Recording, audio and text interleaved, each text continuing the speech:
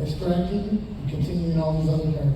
Yeah, well, my career path is kind of tied to Cartoon Network as much as it is to Nickelodeon, because I was a stand-up comedian, made a living at that for many years, like 6-7 years. That was how I made a living. I was a comedian on the road, and I did the David Letterman show a couple of times, and I did whatever, all these, the comedy boom, and then I started not loving that so much, and I'm like, what else am I gonna do? And just then, this new place called Cartoon Network, somebody who worked for them came out and saw me at the Improv in LA and said, have you ever thought about doing cartoon voice? You do a lot of characters in your act. And I was like, yes, that's my dream job. That's really what I daydreamed about being since I was a little kid, and so then, come on down to Cartoon Network, try out for some stuff.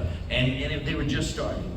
And they gave me a couple of little voices and things, forgotten pilots and shows that didn't really go, but it was, it was like, wow, and through that, auditioning for stuff, Rocco's Modern Life, I meet a guy named Steve Hillenberg, who is a creative director on the show. He creates a show that he doesn't think has a prayer called SpongeBob SquarePants, and I think, I hear you as the lead guy, he says to me, and then so now here we are 25 years later, and you just keep saying yes to things, and I never thought of myself as a voice director. That was never an aspiration of mine. And it was Steve that said, you should be voice directing. We're having a hard time getting, we've got good voice directors, but they're not quite getting the humor and the reads that we want. And you know the cast, and I was like, I really don't want to do that, Steve. And he said, you should do it, think about it. So I did think, I'm like, Steve's always right. So I did it, and now, all these years later, it's crazy. There's like the whole, what Nickelodeon calls the SpongeBob universe.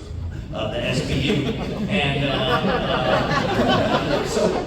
so I direct everything, like all the spin-offs of whatever streaming movies they do and stuff like that.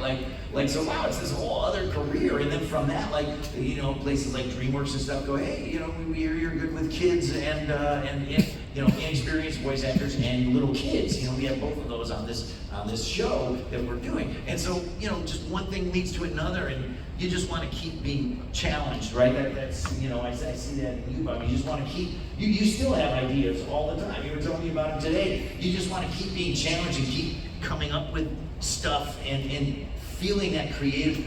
We're always trying to, it feels so, it's such a buzz to create something, right?